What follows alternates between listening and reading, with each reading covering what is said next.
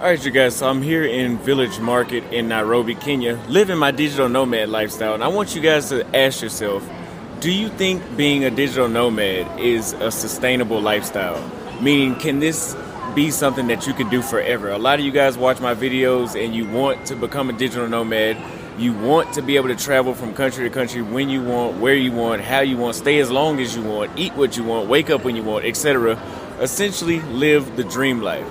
And we're going to see if this is literally just a social media fantasy, or is am I really being your only friend and showing you something fair? Or is this only something Austin Holleman can do? That's what we're going to get into today. So make sure you like the video, subscribe, and I'm going to break down exactly how this digital nomad lifestyle works. I've been doing my digital nomad lifestyle through YouTube. I earn my money off of being a content creator, as you're watching right now. Not just off of videos, but other forms of income, and I'll get to you exactly what those are later on in the video. So make sure you stick around for the end of the video. I'm going to share the real numbers, the pros and cons, everything that you need to know about being a digital nomad long term. And as I said, I've been doing this for 3 years. I've been to 5 continents. I've lived in 3 countries long term. And I've been to over 28 countries and over nearly about 50 cities around the world.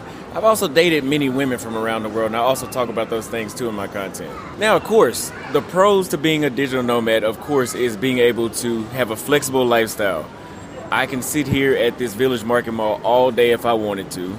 I can pretty much live wherever I want to. I can jump from Airbnb, which I don't do that anymore, but if I wanted to, I could. If I want to get up tomorrow and say, oh, I feel like going to South Africa for a few weeks, I could do that.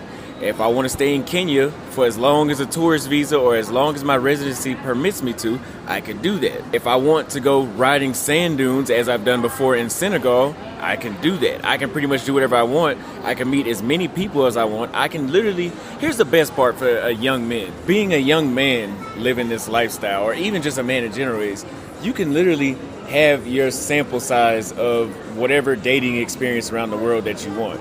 And by that, I'm not saying nothing gay. I'm saying dating experience as in whatever ethnicity or nationality of women you want. And that's what I've been doing the past 3 years, is finding cultures that I fit into and finding places that women are attracted to me and I'm attracted to them, and we have similar values and we have a vibe and we bond together. Which is one of the reasons why I picked Nairobi, Kenya. It's not the only reason, but it's one of the reasons I picked Nairobi, Kenya. And lastly, as I keep saying, being a digital nomad helps you escape the 9 to 5 and having to clock into somebody's work office and follow somebody's directions. And the thing is, if I stop working, I stop making money. And that's my choice.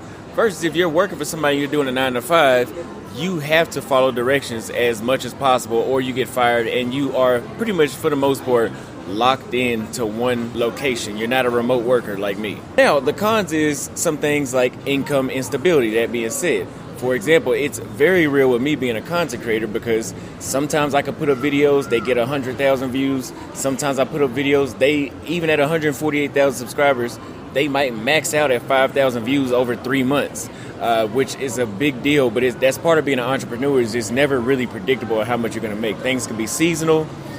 For example, here in Nairobi, Kenya, I do a consultation concierge service, showing people around town, helping them move here. And right now, from August to about February, I can make the most money I can make throughout the year. But from February to about July, I have to have another source of income, or I have to not have another source, but my other sources of income that I use, I have to amplify and focus on those more, because that is a slower season, I've noticed, when being in Nairobi, Kenya. Being in Nairobi, Kenya, Americans can only stay on a tourist visa for 6 months, so you have to upgrade and be on something like a digital nomad visa, which allows you a year here in Nairobi, Kenya. Or you either have to get a residency, which in Nairobi is too expensive. It's $6,000 for like 2 years for a residency here. Whereas in Latin America, it's like $1,500 for 2 years. So you would have to figure out your visa issue. In most places, you cannot stay permanently. In some places, it's even hard to get a visa. Also, having healthcare in different parts of the world, especially if you're being a nomad, which means you're jumping from place to place, the healthcare situation could be very tricky. If you go to Tanzania, the healthcare is not going to be as great as if you're in Nairobi, Kenya. And I'm not saying Nairobi has the best healthcare in the world, but I know for a fact it's better than a lot of places throughout Africa, and you can verify that information on Google yourself. But if you're jumping from place to place and you so happen to have an accident where you need medical care, that could be another issue that you run into being a digital nomad. And of course, you can also get lonely because most people cannot jump around the world just like you, so you will find yourself alone a lot of the time, and you can get burnt out jumping from country to country, which is something that I would do where after maybe about every 6 or 7 countries, I would have to stay in one country for at least a month to 3 months, 1 to 3 months, to get over having to get on a plane and pay for baggage fees. Sometimes you're getting overcharged for baggage fees and having to readjust to new languages, new cultures, and rebuilding your circle of friends. And also, not every location that you go to is going to be great. For example, I always wanted to go to Mozambique. Mozambique was underdeveloped. The water was going out. The electricity was going out. It didn't even taste like any salt was on the food. And it was pretty boring being there. I loved it, but it was pretty boring being there, and it was kind of a bust, and it was very expensive. So when I look financially at that trip and overall the entire experience, it wasn't worth it. But that's part of the journey, is finding places that's worth it. And you're not going to always win. You're going to have plenty of losses when you're trying to figure out where you need to live in. And another example on not knowing what to expect is, for example, whenever I was in Turkey, I spent about $10,000 in 1 month because everything was expensive there as far as the restaurants go in Istanbul. There were scams everywhere. The housing was not that cheap. And everything was pretty expensive. I spent $10,000 in 1 month, and I didn't really do that much. I saw touristy sites, but I didn't really live my best life, and I wasn't drinking as much as I wanted to. I was still having to watch my money because everything was so expensive. I got on a 6-hour flight from there to Nairobi, Kenya, and literally everything completely changed. If I spent $10,000 a month in Nairobi, Kenya, I literally would be damn near financing other people's lifestyle. It's hard to spend $10,000 a month there. So that's another high and low example that you would have to experience and find out on your own. Now, what makes this lifestyle sustainable? Well, obviously, the most important thing that makes being a digital nomad sustainable is having sustainable income, obviously. Because yes, if your income is sustainable, then you can predict how every month will be, especially if you pick the right place. I usually recommend people that want to build this lifestyle to have multiple streams of income. And I'm gonna give you a few streams of my income and how I did it. So number one, I get paid through AdSense on YouTube. You watching this video gets me paid. Even if you're hating watching this video, I still get paid for you watching this video. Second, for the people that want to know further more information, they book consultations with me about coming to Kenya or anywhere else that I've been to, or if they just simply want to speak to me. That's another form of income. I have digital products that I sell to my audience. That's another form of income. I have services that I outsource to people that come to Nairobi. That's another form of income. I have courses that I sell. That's another form of income. And I have exclusive content that I don't really like to focus on too much because it is another job, like on Patreon, but that is another form of income, or YouTube memberships as well. Now, if you guys would like for me to go further in depth on how I built my sustainable, and it is sustainable because I've been doing it for 3 years, my sustainable form of income online being a content creator, I will link my YouTube course in the first pinned comment and the description, and I will tag it underneath the video as a product so you can click directly to it and you can sign up. There's 3 levels to the course. One level is just the course by itself, and the second is the course, and you get added to the group chat, and you get the 2 bonus modules that come with it, and there'll be more added as time goes on. As people recommend more bonus modules, you will get those updates for free, or you only have to buy it one time. And the third one is you get everything that I just said plus a WhatsApp group, and for the second tier you get a WhatsApp group as well that I'm in as well, so you can speak to me directly, and you get a 1-hour consultation call with everything that I just included on the elite tier.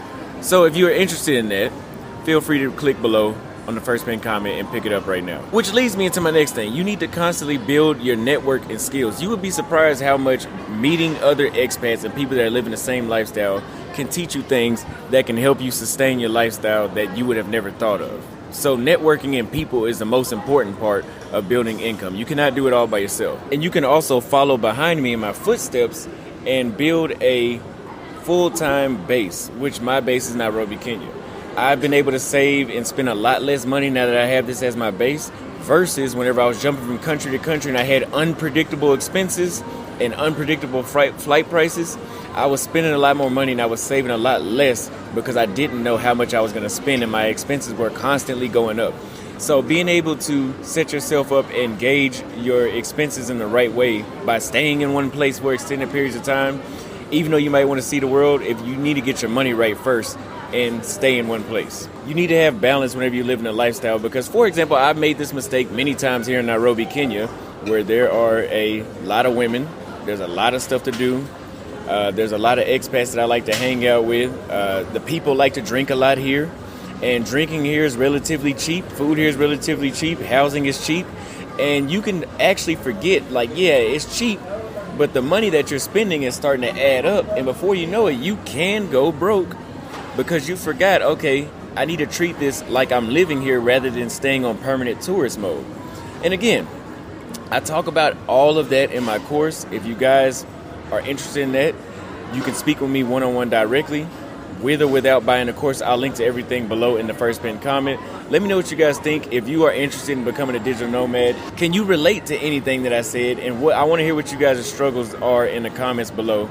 Leave a comment. I'm Austin Holleman. I love you guys. I'll see you guys next time. Hello, everybody. It's Austin Holleman, your only friend, and I'm excited to announce that I am an ambassador for the historical event known as the Journey Back to Eden, or in short, JBE, where we will be inviting 200 African diasporans to Nairobi, Kenya to come relationship build and network and learn about trade here on the continent of Africa. On this 3-day event known as the JBE and 7 to 12-day tour, we will go into the new year here in Nairobi, Kenya, and you will also have the opportunity to listen to speakers at our business conference, such as Dr. Umar, at our business conference and cultural exchange expo. So I'm personally inviting you to this event this December. We only have 200 spots available. You don't want to miss this event. I'll see you this December.